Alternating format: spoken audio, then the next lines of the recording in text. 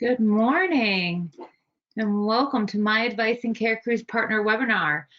Today we're going to teach you all about how what you should be doing now to help you retain your dental patients and attract new ones.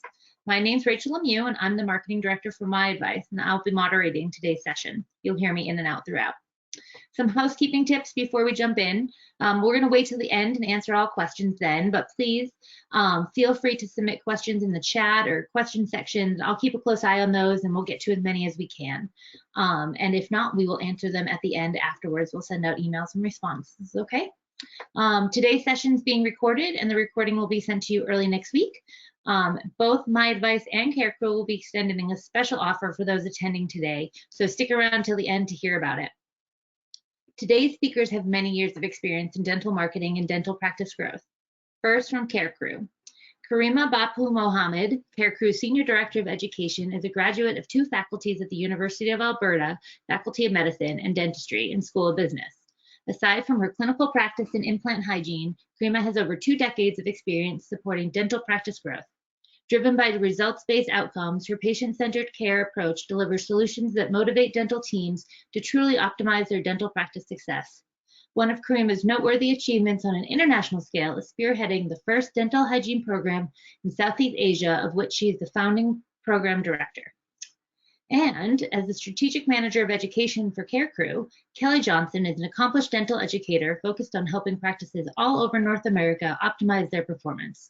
She has extensive influence and over 24 years of experience leading others through change, operational transformation, and technology implementation. Aside from helping others achieve their level of excellence, Kelly is well known for her ability to connect and build lasting relationships. She's often heard saying, being a part of this industry and not only watching practices become more profitable, but seeing how others develop a true joy for their daily work is such a privilege. From the upper Midwest, Kelly is passionate about spending time with her friends and family, or can be found trying to golf on occasion. And from MyAdvice, Chad Erickson is our VP of Strategy. Since 1999, Chad has consulted thousands of clients on the best marketing strategies for their business. He has founded several marketing companies and is one of the owners of MyAdvice. Chad has a proven record of raising capital, acquiring companies, and developing strategic alliances within the industry. He's also a faculty member from many top medical and dental conferences. And now I will turn the time over to Kelly. Perfect. Thank you so much, Rachel. I appreciate the introduction of both Karima and, of course, Chad and myself. And I'm really excited to be with you all today, especially on a Friday in the dental space. This is kind of a big ask. So we appreciate your participation today. We've got a lot of great information that we're going to kind of walk through with you. So we'll go ahead and get started. So I'm going to first, as we begin today, kind of talk with you and dive into how to invest in your existing patients. And then Karima is going to talk to us about ways to maximize your practice capacity. We're going to really then come back to me where I can kind of walk you through that, finding that great rate of growth in your practice. What is that sweet spot for your clinic? And then Karima is going to wrap it up with learning 3 ways to grow your patient base. So we're going to cover a lot of great information today. We're kind of going to breeze through. We won't cover, real deep on any certain topic in this webinar, but we're going to give you enough to walk away with actionable items today that you can act quickly on in your practice. So to get started, let's talk about the fact that in 2022, we must all make a commitment to ourselves, to each other, and above all, the dental offices that we serve, right? So the amount of marketing, online content, social media, sheer number of advice givers is at an all-time high and truly has not even come close to reaching its peak. So how do we create that focus and how do we make the right decisions when it comes to growing our practice and attracting patients? We do that together. So at CareCru, we believe that together we take one conversation, we take one learning opportunity at a time, and we bring that focus to different segments of the business. So essentially, we all want the same thing. We want to reach our expected outcomes, and we want to be a part of a team that wins in the dental business. So during our time together, let's just really try to focus on just 3 things. So let's just focus on 1, how do we attract patients into our practice, and what are the principles that come into play there? 2, how do we grow the number of patients in our practice in the ways that are right for you? And 3, how do we retain those patients that we've worked so hard to find? So we're going to walk through a lot of things today that help you achieve your goals there. So I want to start with retention.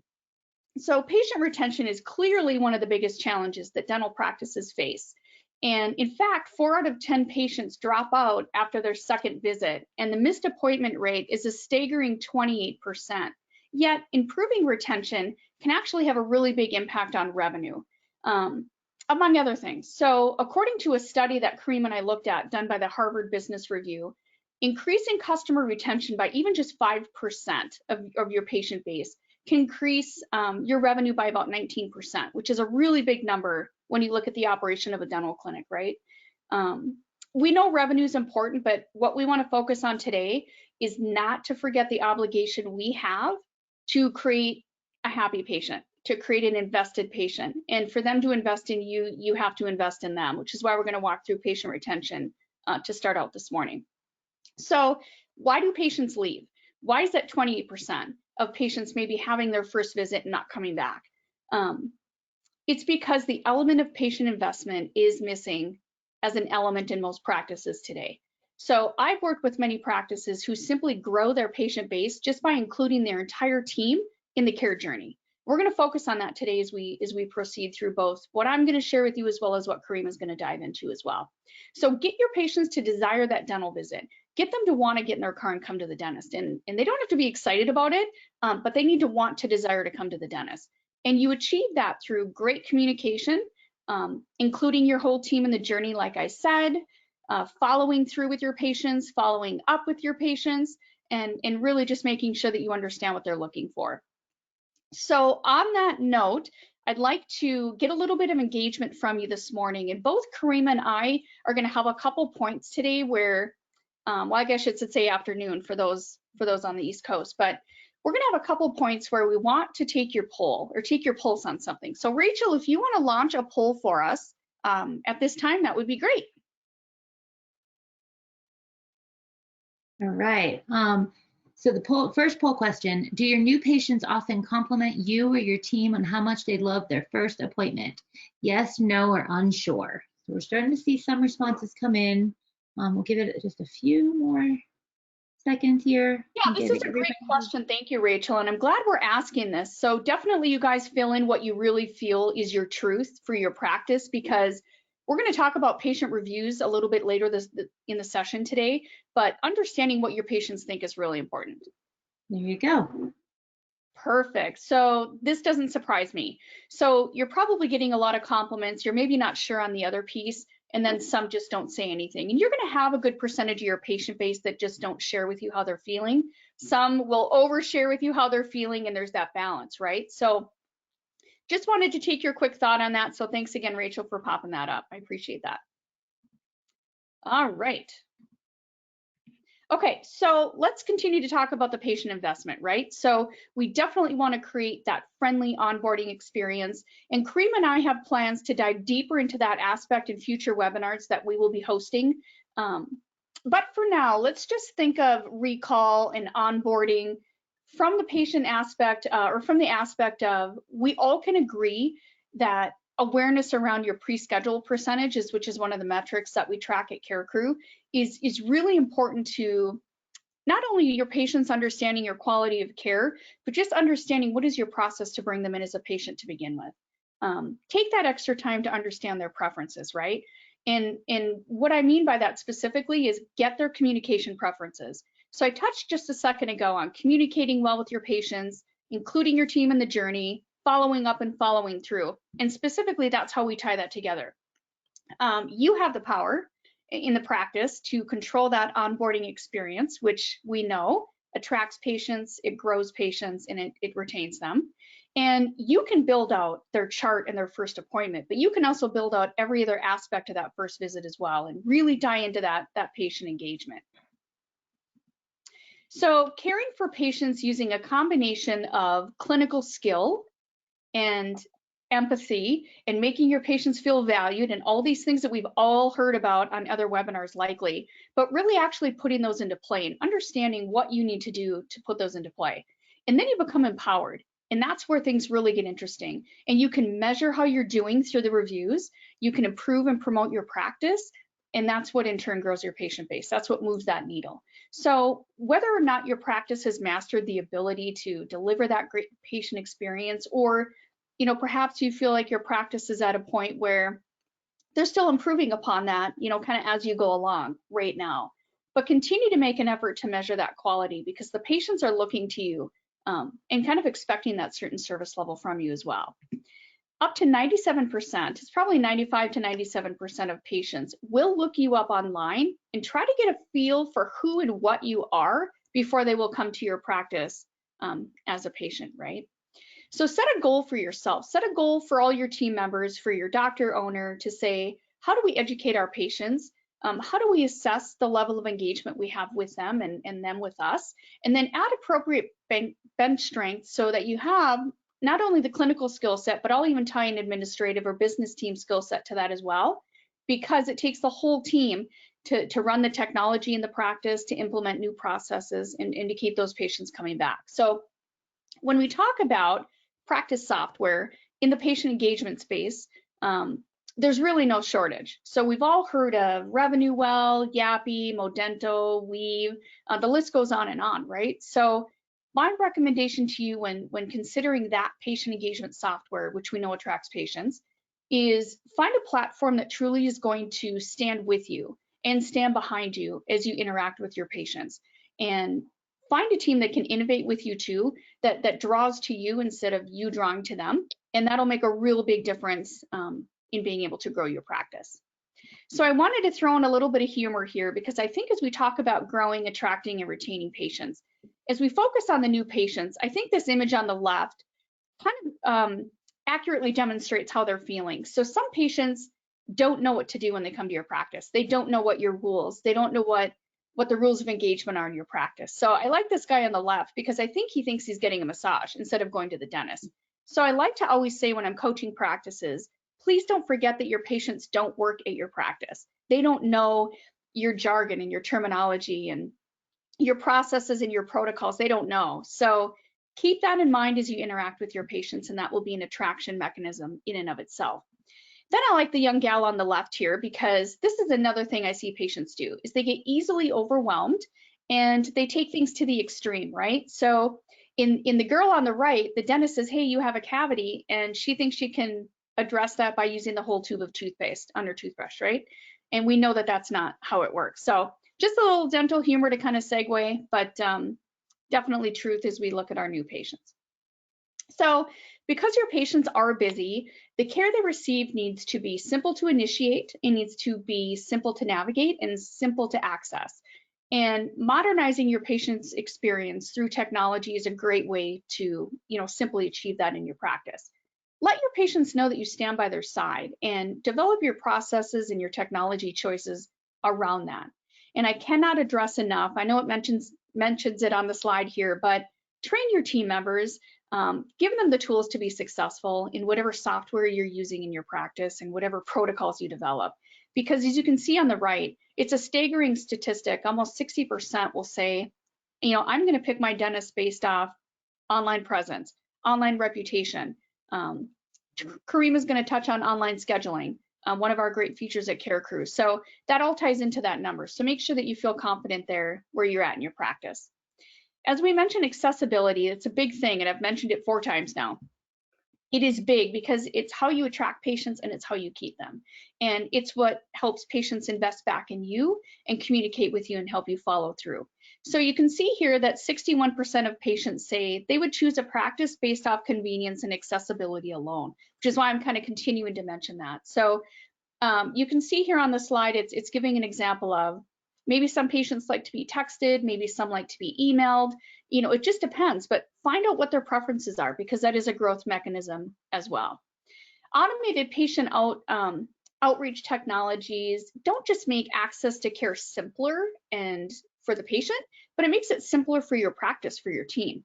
So your out-of-pocket investment from a practice perspective goes down, and you're able to have those human yet automated touch points as you choose with your patients.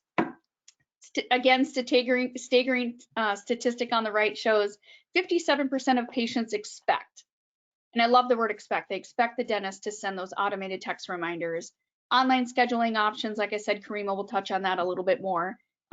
Just ensure your team is prepared to handle that. So before we switch it over to Karima to talk about some practicing capacity aspects, I'd like Rachel for you to launch our second poll, if you could, please. One more question for you guys. Okay. Is your whole team aware of the growth goals for your practice in 2022? Yes, no, or unsure? Give you guys a few seconds to answer. Another great question. Yeah. This is a great question, Kelly. Yeah. Yeah. It segues beautifully in what we're going to talk about in the next section here, to the growth goals. I can't believe it's March and the first quarter of the year is almost done. So let's see what people say. Wow, here we go. Amazing. 33% of you, the whole team is aware of your goals, but the other half not so, and the other not so sure. That's very interesting. That's fantastic. Thank you so much, Rachel, for running the polls and that amazing introduction at the start of the hour. Happy to pick it up from here. As Kelly mentioned, our next section is talking about patient capacity. What I want to do is talk about how do we maximize your capacity in two areas I'm going to touch on in the limited time we have together today is what does your current space look like and how are you optimizing it? And secondly is when is it time to expand or do some remodeling of your practice? We all know it costs money to turn on the light every single morning in a dental clinic. And I can just feel it, the cringe in the audience that are members of owners or dentists when they see an empty chair with no warm body on it, that this means that there is no revenue production in that. It makes you cringe at the sunk costs of your investment when you don't see a warm body during your work hours. An empty chair like that with no warm body during work hours usually signifies a missed opportunity to serve your patients and most likely related to your daily schedule not being fully optimized. The daily schedule is the key to your business operations. And usually Kelly and I, that's the first thing we look at is your business systems as far as your schedule goes in evaluating and updating it to make sure you are set up for serious growth for 2022. A robust and a full schedule will make sure you have a warm body on that empty chair as we move forward. So let's dive deeper into these schedule metrics and to share with you that we know no other office management system that influences your practice success as much as the scheduling does. It shapes everyone's days. Not only does it have a direct bearing on your production, but more importantly, it affects the stress levels of your team. An interesting study done that shows not only does it cause a lot of stress for your team, did you know it's very time intensive? 40% of the practices spend more than 3 hours a day trying to manage their schedule. A poorly designed schedule adds insult to injury in that we just fill up the spaces. All the admin team members that are with us today, I'm sure you realize we have a hole in the schedule tomorrow, we panic, and now we're trying to fill a body in that chair spot. So a poorly designed schedule will not necessarily speak to the profitability of the practice. So very important to pay attention to what kind of white spaces we have. And so what I encourage you to do is think about, is it about being busy or are we about being productive? Or better yet, can we think about being more profitable than just being busy? I'm going to now take you for a sneak preview of our CareCru platform here in our practice intelligence features. This is one of the features that we offer is your schedule utilization. So for example, we have a clinic A, which has a clinic utilization of 61.6 hours. This is something that's data, which is your practice management software, is a source of truth, that in real time, we can gather this data. So at any point in time, the owner operator has a pulse on, hey, how effective am I with my schedule utilization? Compared to Clinic B, which has 90% of schedule utilization. So how do we become that 90 plus schedule utilization? Let's go ahead and talk about some of the strategies that come to mind to maximize profits. We have many, many options in the limited time. I'm just going to pick up a few of those blue arrows. It all starts with production goals. So thank you for participating on the goals questions on the poll, that 1/3 of you have a goal set up for the year, but the other third do not, and not sharing it with the team. So having an annual production goal can then be broken down to production by month, production by week, production by day. And with that production by day, you can then structure your schedule accordingly. That production by day can be further broken down into production per chair or production per day per provider. With your block scheduling, you want to reserve time for those high production time so that you may achieve or even exceed your production goals for the day. Kelly and I are firm believers of making sure you allow time in the schedule for new patient exams. Because if you're not going to get them within 7 days, they're going somewhere else. You lose interest, and attraction for that prospect is gone. Picking on a few of these arrows, know your due or late percentage rate. From all your active patient base, how many are due or late or overdue? And for that reason, we need to have the capacity built into your schedule correctly. If you haven't done so, switch to 10 minutes time slots as opposed to 15 minutes. This approach really enables you and your staff to allot the time appropriately for the various procedures and reduce the incidence of you going over time during procedures and now you're running late, which throws the schedule out the window. Or the second stress comes from being done too early and now you have too much downtime between your patients. That can add stress as well. Cherry picking is a term actually we use with one of our coaching clients. And what that means is really looking at who's coming into your practice today and maximizing on those opportunities. Allow us to share our CareCru deck of a daily insight on the dashboard here. And here you can see, aside from tracking your daily production and some production trending for the last little while, this dashboard tells me there's 24 online requests since I closed the office last night that I got to address to this morning. But under the daily patient insight page, I can look at the opportunities with patients that are coming in today and who are the family members attached to this patient that are due or overdue for dental care that I could invite and fill up my schedule in a productive way. So this reduces incredible amount of stress and creates convenience for our patients in accommodating, and patients love it when you can bring your family member in as well to accommodate their needs as well. Practice intelligence report like this on your practice capacity is vital in understanding, am I maximizing my current capacity? 55 unscheduled hours, and how do we feel about these numbers of 65 missed or canceled appointments? So how do we follow up with those broken appointments and missed appointments? And for that, let's dive deeper into what are some of the ways we can prevent broken appointments. I feel, and I'm sure you agree, the year 2020 has forever changed the world of dentistry. And in some ways, it's exciting because it's really pushed innovation to the forefront. At CareCru, for sure, I know we've developed amazing features like virtual waiting room, as well as digital form submissions. Almost overnight, we've had to do that, right? And from the patient's perspective, I know working still in clinical practice, patients have changed too. Their expectations of us are very different. And I don't mean different just in the clinical setting where they want to make sure everything is clean or what are your protocols for keeping all of us safe. But their expectation now, to what Kelly mentioned earlier, is very much having a two-way chat with you during work hours. And what about when you're not there? They want to continue to engage with you.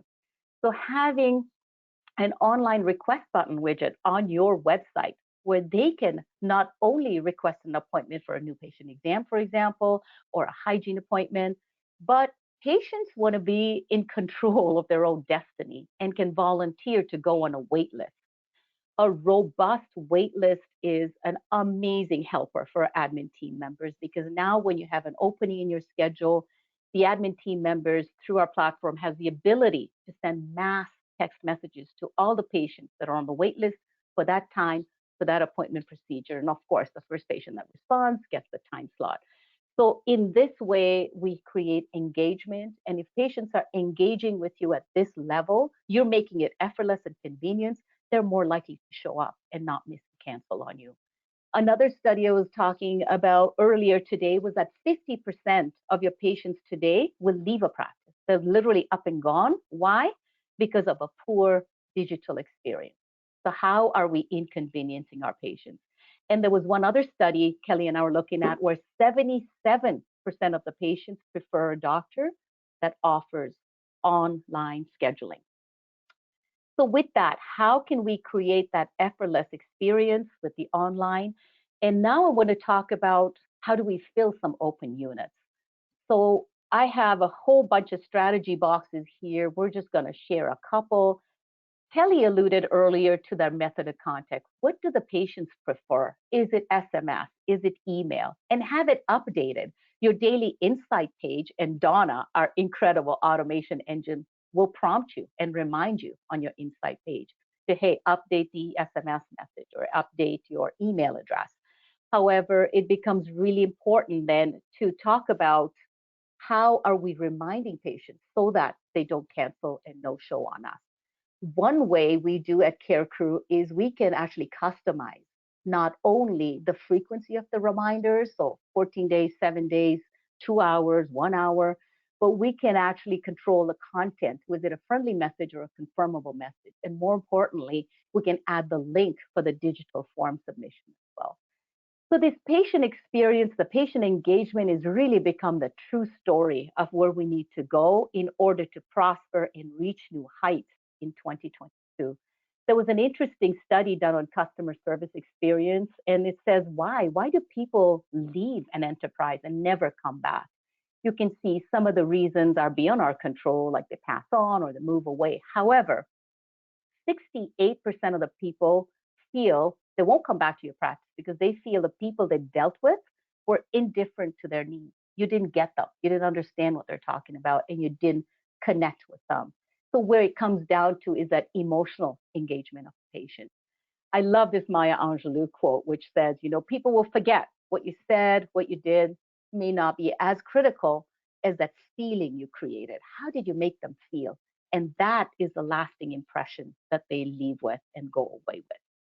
So we want patients feeling incredibly connected to us so they don't cancel and no show on us. We want them coming in, we want them staying, we want them paying, we want them coming back, and more importantly, we want them referring, which we're going to talk about a little bit more. We want more happy customers like them. So I have a couple more slides I want to share with you on how do we know it's time to extend our capacity in the clinic. But before I do that, I've been talking, I want to hear from you. So Rachel, if you would mind guiding us to the next poll, and if I can have you indulge in the answers for this. Yeah. Do you know your percentage of schedule utilization? Yes or no? That's a great metric because, yeah, like Karima alluded to, how many times do we sit at the front office of a dental clinic and you've got what we call the white squares, which is typically the background color in any PMS, right? So you've got the white squares, which scare every dental owner. And what do we do about that? Do we just stick something in there? Do we drag the appointment above it down? What do we do? So super huge question. Wonderful. 57% of you are aware of what your schedule utilization is with the 43 no. Very important metric. So thank you for sharing, and thank you, Rachel, for indulging us with that poll. Fascinating. I feel, to Kelly's point, it's the critical metrics because that's where the coin's rolling from. So having eye on the ball and really knowing what metrics to follow, this would definitely be one on the top of our list. So let's switch gears before we invite Chad from MyAdvice to come on. I have a couple more slides I want to talk about. What do we do when demand exceeds the current capacity that we have? We have a few options. Of course, we can remodel and expand, or as other patients do, other clients have done, is to stop taking new patients, which then they face the threat of attrition over time. This is a chart we're showing demand is going up. However, if your capacity stays as a strong, straight, horizontal line, what ends up happening is there's a pent-up demand now for your services, but your capacity hasn't increased. A creative solution we did with a clinic, here's an op that had, this is an office with 3 operatories, and they didn't have space to grow another remodel and add another op to it. So what we did was actually added another provider and a team member to offset the hours of the doctor, first doctor. We still kept the 4-day work week. We still kept the 3-day weekend for the doctors. Can't take that away. But a magical thing happened here is we got so efficient with using our existing capacity just with the 3 ops and foregoing the remodeling or the expense of a new op right away. The other magical thing happened is that patients loved the non-traditional hours that was being offered, and this practice actually doubled in production in a very short time. And with that, they were actually able to build a purpose-built 6-op clinic at a very low financial debt. So there are some ways we can get around with what your existing capacity is. However, let's talk about when you have maxed your capacity. The next slide has some great wisdom and a sneak preview of years of coaching experience.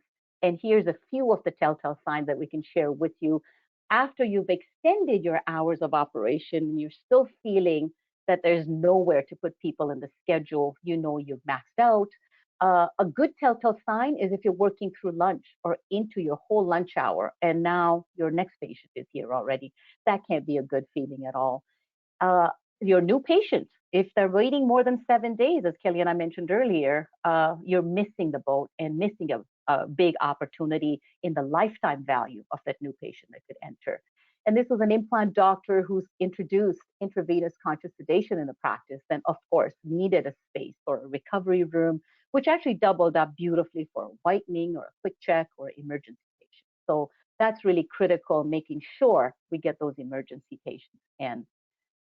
So with that, again, we touched on it very quickly with the limited time Kelly and I have with you here today. But at this point, it is my pleasure to introduce Chad from MyAdvice to come in and take over. We are proud to partner with MyAdvice as they deliver one of the most comprehensive marketing solutions we have in the industry. So Chad, please come on over and share some of that great information with all of us. Well, thank you very much. Let me tell you, you two are a wealth of knowledge. I love listening to you. Not only do you share great data, but your experience is really unmatched, and which is phenomenal. So I think that anybody that's on here today appreciates that and knows that where you're coming from is really tough to beat. And so the information that everyone's garnering today is phenomenal. So thank you so much for bringing so much to our clients as well. We appreciate the partnership that we have. Today, I want to talk a little bit more about how MyAdvice helps fill up the top of the funnel. We've talked about capacity. We've talked about how to reach out to others, and that's critical. You have to have these processes in place. In fact, we have a saying at MyAdvice: there's no such thing as bad employees or bad people, just bad processes. And that's what I love about CareCru, is it now fixes that issue. You now have a tremendous software that adds processes in place to make your life easier and actually helps everybody succeed. With MyAdvice, our job and our goal is to really fill the top of your sales funnel. What I mean by that is we take care of the website and the online marketing to make sure we're driving the right type of patients to get into the top of your funnel. So as they come and they knock on the door, meaning they pick up the phone and call, they text, they email, they chat, all those elements that bring them right to your front door. That's what we do. And then you convert them in and then continue to take care of them and do a great job with that. So here's some information I want to share with you today. First of all, I'm coming directly from one of our partners, Google. They shared this information with us. 1 in 20 searches online today is related to people's health care. They care about their beauty, they care about their smile, they care about their skin. All these things are related. So when you think about that mass numbers, this is so critical to you, and it's actually directly important to you. But then ask yourself, am I being found where I need to be and where I should be? And if you're not, we need to help you with that, and we can take care of that. So it really comes down to this idea of being in the right place. I'm going to tell you a little story about that to help illustrate this further.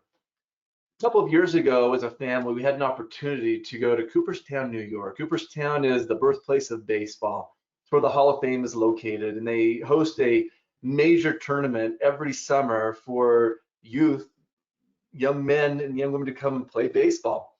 And my son had an opportunity to go a couple years ago, and phenomenal. I mean, you think about hundreds of hours of practice that go into this. And he had to earn $1,500. I paid for the family on most of the stuff, but there was an admission fee, and he worked hard. He and I went out and we got some little odd jobs where he could earn the money to pay for this.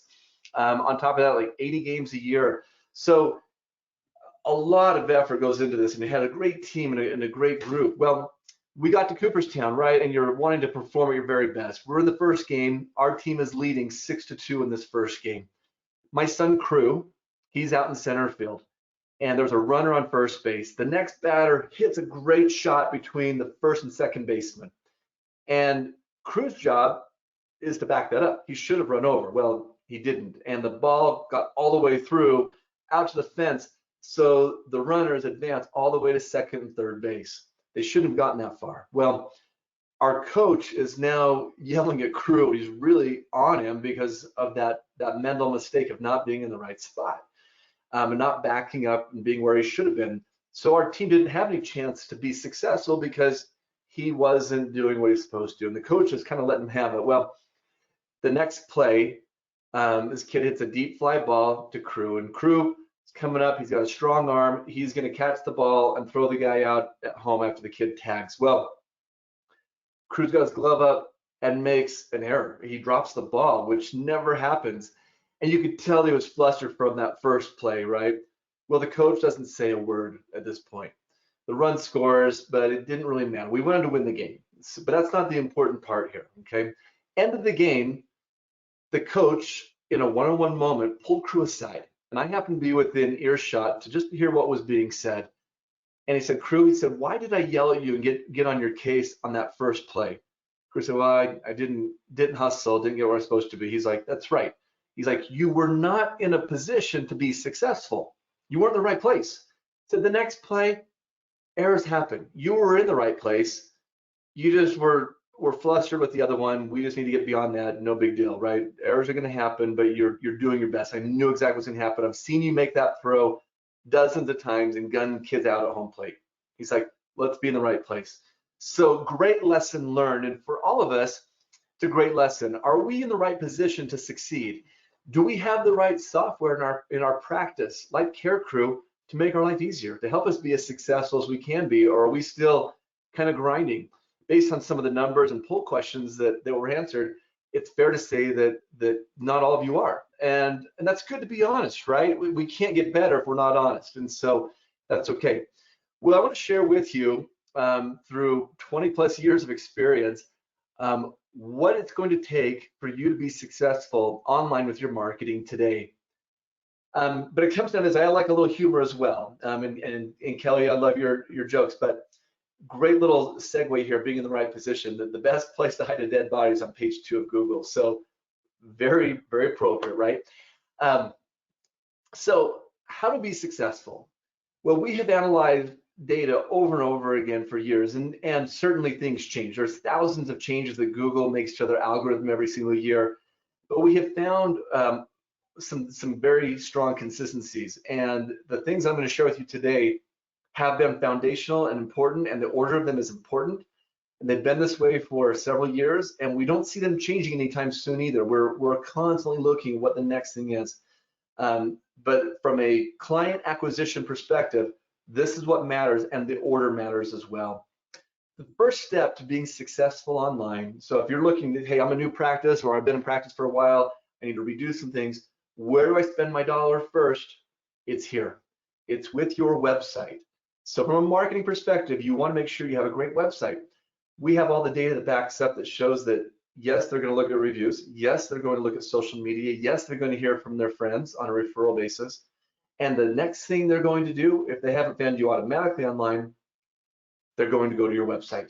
And they want to validate what they've heard. They want to have confidence built in that says, yes, this provider can help me with my issues.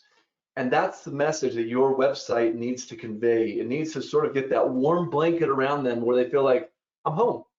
And they feel comfortable. They know what they're getting into. So the website is critical at that. The second part of that is what we call local power. And for a long time, people thought, well, you have your website, then you do search engine optimization. I put it on the web and put in some key terms and people find me. Those things are important, but the order of this actually matters more. So the next part is what we call local power. And this is going to be your Google business listing, your Google Maps. It's going to be your Yahoo business, your Bing business, your Yelp, your White Pages, your Angie's List.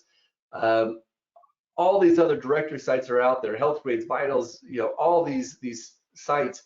They're all important because they actually give a major indicator to Google on what's referred to as your NAP score, N-A-P, NAP. It stands for your name, your address, and your phone number.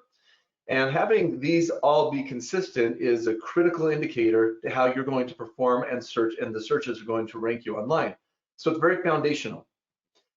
In real life, the way that this works and why it's important to make sure that these are accurate, that they're kept up to date, and let me tell you, they get out of date all the time. If you've moved locations, changed a phone number, added a provider, anything like that, there's a high likelihood that your listing is slightly mixed up. And if it's okay in one area, it might be slightly wrong in another one. And it's important that they're consistent across all of those. Real life, how does this work? Well, I was with one of our sales reps. We were going to visit a prospective client in Thousand Oaks, California. We put in the address to Google Maps. We got to the address. We got into the lobby. We checked on the board for the suite, make sure we were in the right spot, and then we couldn't find him. We went back and looked at the address again. We took the elevator up, and the office, it wasn't them. It wasn't there. And we called them like, hey, where are you guys? And they said, oh yeah, we moved from that location like 6 months ago. Well, Google Maps didn't know that, obviously. And then we went and looked at the reviews, and there were a ton of bad reviews that were all recent, that people had gone to the wrong location, thinking it was the correct one, of course. It was a very frustrating experience. So needless to say, that was a very easy sell that day. The client needed a lot of help, and we were able to take care of them. But that's why it's so important that you look at this, monitor and review this. And we do this for our clients, of course. Next is that reputation management piece. And this is something that CareCru offers within their system. We mentioned as well, we offer it because why it's critical today. You think about your own shopping experience, anything you buy on Amazon, or you're looking at restaurants, you're also looking at the reviews. You want to know, what are other people saying about this? And recent statistics show that 88% will trust an online review as much as a personal referral. That's huge. So you need to have software in place that's going to notify you of good and bad reviews, make it easy to respond to those, and most important, make it easy for you to gain new reviews on the most important platforms, which today still are Google and Facebook for reviews. Now, some are like, okay, now SEO now, it's like, nope, not yet. But all these things, all the things I'm mentioning actually play a role in the SEO algorithm, the search engine optimization algorithm today. But the next element is social media. And social media is one of those elements that you need to do. Some of you are doing a good job of it. Some of you are like, it's such a burden, and we get it. That's why at MyAdvice, we post for our clients 4 times a week on Facebook and Instagram. We take the heavy lifting away from you. We post for you. We make your life easier by doing that. In addition to that, our software allows you to come in and schedule any posts that you would like. And you also have access to a major library where we've aggregated all kinds of content, images, and already pre-done elements that you can grab and put in to make your life easier. So again, the social media piece is critical. You need to have that part of consistency with your clients, and the data has shown that part of retaining your clients, which is critical, right? We talked about that customer lifetime value and a great experience. In today's world, they want to connect with you in a very real way. And social media is part of that engagement that keeps that top of mind awareness of who you are and keeps them connected to you. And so it's critical that you have a social media strategy in your practice today. Now, once these elements are in place, these 4 elements, then we can talk about adding on search engine optimization, adding in pages and doing articles and blogs. And we can talk about backlinks and all those parts. This is about an aggressive growth strategy. And so is paid search. Paid search at the top of our pyramid here. This is Google AdWords, which, search engine marketing, could also be Facebook ads, Instagram, all those different paid ads that are going to drive more and more traffic and more patients to your practice. these top two, again, high growth, and are typically going to apply to a practice who is very aggressive on the growth. Maybe you have a new associate, new partner. Maybe you're adding in new procedures, new laser, dental implants, something else, TMJ, TMD treatments where you're like, hey, I'm really aggressive with this, but that type of patient is going to be less of an insurance type patient, more of a cash pay client. And with that, your strategy has to change. And the reason we do this in this order is you don't want to be spending a lot of money on paid ads to drive them to a website or a landing page that doesn't look very good, right? We want to make sure that there's a connection. So the pyramid of success and the order in which it's done, that is how you remain in the right position to be successful with your online marketing today and to drive the right kind of patients to the top of your sales funnel. I'm going to do a little experiment with you, and this comes from I was at a conference. Again, when conferences were popular before COVID hit, when we could go to them all the time. But I met with a doctor that came by the booth one day and just talking, in general with him and trying to pick his brain. What are you doing in market practice, And we got chatting, and he said, look, Chad, he said, I'm the best guy in my town. I do the best, reconstructive work. I do more dental implants than anybody else. I've got a very successful practice. I said, awesome. I said, do you have any blind spots, things you're working? I said, well, I actually have some open capacity. I'd like to be doing a little bit more. I said, okay, well, talk to me about that. Internally, we'll give a plan in place. We need to do better at that. I said, okay, what about your marketing? We went through the marketing, and he was doing some good things with that. I said, well, what about your website? Let's take a look at your website together. He said, okay. I pulled up his website, and within a few seconds, I looked back at him and I said, well, I know what one of your biggest problems is. He said, what? I said, I've been on your website for less than 5 seconds. I said, and in that time, your website told me you are mediocre. He looked at me like, what? I said, you told me you're the best. You get the best results. You're the best of anybody. Your website just told me you're mediocre at what you do. And he was kind of shocked. I don't think as a doctor he was used to having someone be so direct with him. And I said, I'm not trying to insult you. I said, or anything. I said, are you still using like metal fillers for your stuff and old tools? And he's like, I said, and he kind of got it as a joke, right? And I said, the reality is there's a disconnect.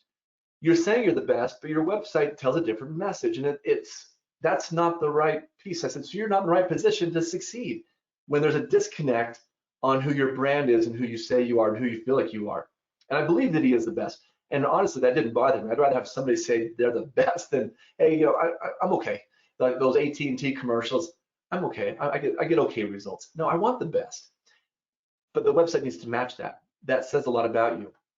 I'm going to do a little experiment with you, and our poll doesn't allow for this kind of a thing, but I'm going to have you just do this, and I'm going to have you look at this. I'm going to put up 6 different websites on the screen right now. Okay, so get ready. And I'm going to give you just a few seconds, and you're going to tell me which one would you go to. Are you ready? Here we go. Which of these websites and these practices are you going to go to based on what you see up here? You're going to number 5. How do I know that? Well, I've been doing this a long time. We talked about that emotional connection. I love Karima. She said, and I love that quote by Maya Angelou, right? They're not going to remember anything except how you made them feel. It's all about the emotional connection. So even before they come into your practice, have you created an emotional connection? Let's look at these other sites for a minute. The first one, it's like my kid did that, right? It's just kind of a hodgepodge. It doesn't have any purpose to it. It doesn't have any real message. It doesn't make me feel great. The next one, the phone number is kind of hidden in the box. Yeah, the boys are cute, but it looks a little, it's a family cosmetic dentistry. Great. What am I really focused on? It looks a little cheap. The next one, number 3, honestly, that's just a hot mess. Like it's just a hodgepodge of stuff in little boxes thrown all over the place. That gives me zero confidence in what's going on. And the logo is kind of getting lost in the background. That number 4, you remember those glamour shot photos you could get at the mall years ago? That's what that photo is of the practice, right? It's that little glow around the outside and it looked like someone threw together some Word document to make a website. I'm not exactly feeling confident like I'm going to go and be with this practice for a long time. Number 6, Island Dental. I'm not sure of any Island Dental, any island in Las Vegas, at least that I'm aware of, and that's the entire site, actually. It's a homepage with a little paragraph and a phone number. I mean, this isn't exactly going to build a lot of confidence in somebody. When you compare to this, where we're now changing body chemistry, literally because someone's like, wow. And when you can get somebody to say, wow, you won. Now they're having a great experience. They want to go read more. They want to see what's going on, but they feel like this practice, this doctor can help me with what I'm looking for. And that's what they're looking for, right? They're searching and they've heard from friends, and I talked about this, the social media and the reviews. When they read those, they now want to feel that same connection. So we want to make sure that your website is the center of the universe. It's your foundation. And again, that's that main lowest part I talked about. It's got to be there.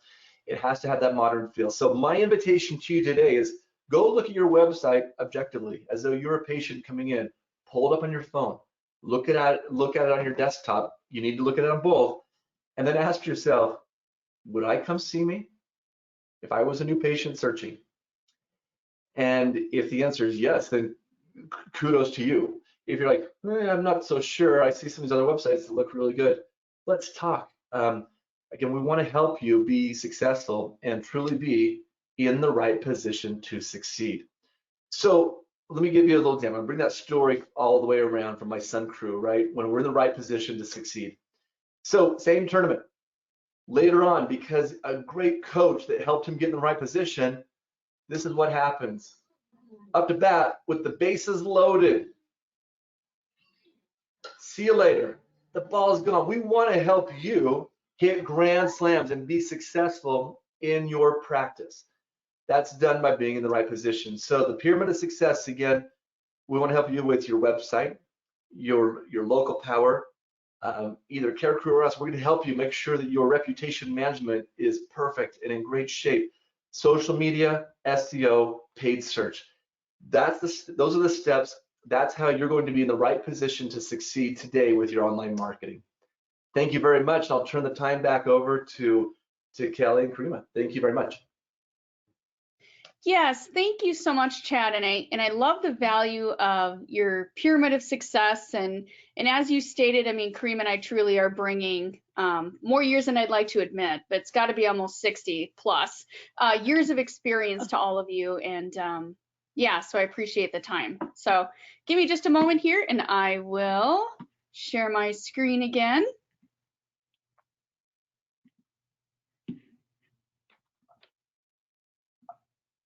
All right. One moment here. All right, I think we're good to go here. All right, so let's talk about, we've got just a few minutes left, so we're gonna kind of start our wrap up. I've got a few more quick things for you. Karima's got some great content for you, and then we'll begin our wrap up. So as Karima stated, the importance of knowing your practice capacity ties into everything we're talking about today. And I really want to reiterate the importance at this point of digging into your PMS and really understanding how many patients your doctor owner desires. What are those end goals for your practice, and how does your practice growth tie into that? Because I do think that's overlooked. Nurturing your patient base, cultivating a strong team. Remember what we talked about today. Those are the secrets for success. We've seen these things work over and over and over again. And I want to share with you guys some of what we see. This is probably no shocker to you, but here's the winning formula. This is what people are going through to attract new patients. They're spending a lot of time, they're marketing, they're spending a lot of time, they're spending a lot of money. And really, if we attract new patients, but we don't retain them, we don't have growth. If you retain existing patients, but you don't add any new ones, you don't have growth. So it takes that winning combination, continue to push the needle and move your patient base forward. So a couple more things from me. We want to talk about practice benchmarks. And I, again, won't read through all the content on the slide, but some of the metrics that are important for you to track are new patients per month. It's a great way to get some trending knowledge in your practice and really understand where you stand. and then you can have the necessary insight to react, right? So data tells the story both out of our CareCru patient engagement platform in addition to your PMS software. So make sure you're well aligned there, right? New patients per month, if any, miss their appointment or canceled last minute, did you reappoint them? We talked about the reappointment percentage being important. That's how that ties in. For their first treatment consult, what happened? Did they schedule treatment? Did they not schedule treatment? Don't hyper focus on it to the point where you don't get anything else done, but make sure you understand where you stand on that metric in your practice. Super important. So as we look here at another screenshot of our CareCru platform, recare is a huge part of your practice, and we know that. We talked about that in schedule capacity. We talked about that in focusing on, the patient transformation and engagement piece. But I love that our CareCru platform helps me out and tells me the story. And as you can see some of the metrics on the screen, it's kind of guiding you along the way. And it's helping me know, what action to take on a daily basis, right? So we have to know where to make our impact, and this is really critical. The last piece I want to share with you before I turn it back over to Karima for the closing sections is when you digress and you kind of look at your PMS software like we've talked about, and you understand all your components, understand your attrition too. So that'd be a really great takeaway. If you're not currently tracking your attrition in your practice, please do so. If your patient engagement software doesn't do that, or your practice management software doesn't do that, track it outside. Karima and I have some great resources we're happy to share with you to help you guys do that. But it's really understanding how are we growing, who are we losing, who's coming back, what's our recare percentage, and how are we sitting from a patient count. So in future webinars, Karima and I will be diving deeper into these specific growth components. So stay tuned for future webinars from us. But with that, Karima, I'll turn it over to you, and we'll finish up with our 3 ways. Absolutely. No, thank you, Kelly. I do want to mention, to pick up on what Kelly's saying, this was the Recare Performance Practice Intelligence Report. It's about the new patients, really understanding the capacity that we have for new patients, but also how do we attract them. I want to pick up on this recent study we were reading up on. It's by the Investor Business Daily poll, which says 29% of Americans relocated since COVID-19. And guess what? That's 3 times more the volume of people before the pandemic. And this is the highest number of people migration since the 1940s. The other fact the Investor Business Daily poll also shared was that most of the people that are moving are younger. 46% of the crowd that's moving are ages between 25 and 44. So why is this data important, and what's that got to do with our new patients? Guess what? Every single person on the move is looking for a new dentist. Your new patients are a younger demographic. They're digitally savvy, and they're on a lookout for a dentist who can provide some great service and convenience. So to Chad's point earlier, what are we doing to welcome and be interactive with our new patients on the website? What are our social media presence look like? Are we fully automated? Is that implemented for recare reminders as well as review requests? What are review request ratings look like? And if we go to the next slide, I'd love to give you a little glimpse of our CareCru platform, where we're sharing the review listings for you. And you can see not only what your rating is, but how do you compare to the industry average. You have the ability on the right side there to filter all the review ratings by source as well as ratings. Not only that, we provide you, to Chad's point earlier, on templates on how to respond to not only the 5-star reviews, but also to the suboptimal reviews. So it's all built in for your convenience, click of a button. We're here to engage and support you reach those new heights. So with that, let me wrap it up with exactly what Kelly said, the waiting moment. There's 3 ways to grow your practice, a very critical business metric I learned years ago. And my goodness, it stayed with me and helped many, many of our clinics with that. And this powerful metric is just this. You grow your business by, number 1, of course, growing new patients. The second thing you engage with is, what if we were to increase the transactional frequency, the amount of times a patient can come in your office? Currently, we're noticing a lot of pent-up demand from deferred dental appointments when we were shut down. And so what happens is diseases get cumulative and more complex to treat, which means they can't be done in one appointment. They may need 2 or 3 or 4, maybe more appointments, right? So increasing the transactional frequency is one way to grow your business. And then the third final way is, what if every time patient comes in that they spend a little bit more money in your practice, just based, of course, on their needs. So let's put some number crunching to that with the next slide. If we assume, and let's do a test study of 1,000 patients in your practice, average spend is around 250. Of course, some will be around 900, some are under 600, but on average, they're spending $250 per visit, and assume that they're coming in twice a year to come see you. That creates 1,000 patients times 250, twice a year is $500,000 of production per year. Now, with our new year and the first quarter of the new year coming to an end, and I know 33% of you said you set your practice goals of, say, assume a 10% growth, your practice now went to 1,100 patients. And look at those numbers multiply. 1,100 patients just spending $250 goes from 500,000 to 550,000. However, if those same patients come 3 times, not even more than 3 times a year, that number just ballooned up to 825. And then if we just add, I'm thinking as a hygienist, even offering desensitization or a fluoride, which is what, 20, 30 bucks per transaction.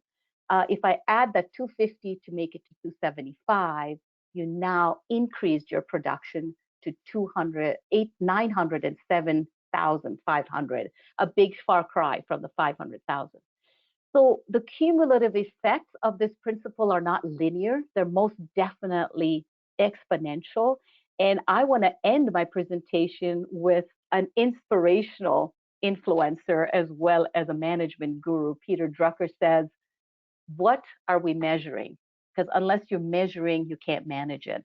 And so we're hoping in the short time that Kelly and I had with you, we were able to share with you what are important metrics, what should you have your eye on the ball with, and with that, let's realize great success in 2022. Happy to be here and be of support as your trusted advisors. Perhaps this would be a good time, Kelly, for us to maybe wrap it up and provide us a quick summary of the time together. Absolutely. Thank you so much, Karima. So hang with us just for another minute or two here, and we'll wrap it up real quick. So to recap the material from Karima and I today, we definitely want to remind you to make a commitment to yourselves, to each other, in the offices we serve. Please make sure that you are working to overcome any patient retention barriers in your practice, and we're happy to help you on that journey. Find ways to make the investments in your patients. Make sure you understand how to maximize your practice capacity. Live and breathe in your schedule, put it to work for you, and to grow confident in your metrics, your KPIs, and your systems of measurement, right? Ensure you're increasing your transactional value with your patients like Karima walked through, and above all, attract, grow, and retain your patients. So at CareCru, we've got a platform that helps you do that. If you've not checked us out yet, please do so. I'm going to share our website here on the next slide. And then we have, as Rachel mentioned at the very, very beginning, we have a great offer for you guys to kind of help you understand more about our platform for those that are not already on it. So let's walk through that. So our CareCru team is here for you. So current customers, please reach out, and we'll share our contact information in just a moment here. But current customers are going to receive a complimentary 30-minute coaching session with one of our practice success educators, and the value, of course, is priceless. Please reach out here in the next month or so. We'd be happy to work with you. And prospective customers, please reach out for a demo. And coming off of this webinar, we're going to offer you a $50 Amazon gift card. So come check us out. Please complete that by the end of the month. That would be great. And our website here is located along the bottom. And then Chad, you also have an off. Oh, I forgot. New customers will receive 10% off their first year at CareCru. So definitely come check us out. And Chad, you have a quick mention here as well. We do, yes. So as I went through the pyramid of success, we have an opportunity for you to save anywhere from 20 to 40%, depending on how many of the products you decide to choose for your practice and for your marketing. So if you would like to learn more or even get a complimentary website marketing evaluation, let us know. You can email us sales@myadvice.com. Again, sales@myadvice.com. And again, that sells up to you by the end of the month. So let us know. We'd love to help you and look at it. We'll tell you what you're doing well. If you got any blind spots, we're here to help you. Thank you so much, Chad. And as promised, to share our contact information, feel free to take a screenshot of this and reach out to Karima and I. We're both happy to help you on your practice journey of attracting, growing, and retaining patients. So thank you so much to everyone who attended, and thank you to Karima, Chad, and Rachel for facilitating and partnering today. Thank you, everyone. Have a great Friday. Bye for now. Bye-bye. Thanks everyone for attending. We'll be answering all questions after the event, and we'll be sending out the recording. So thanks again and have a great weekend. Thanks. Bye, everyone. Bye.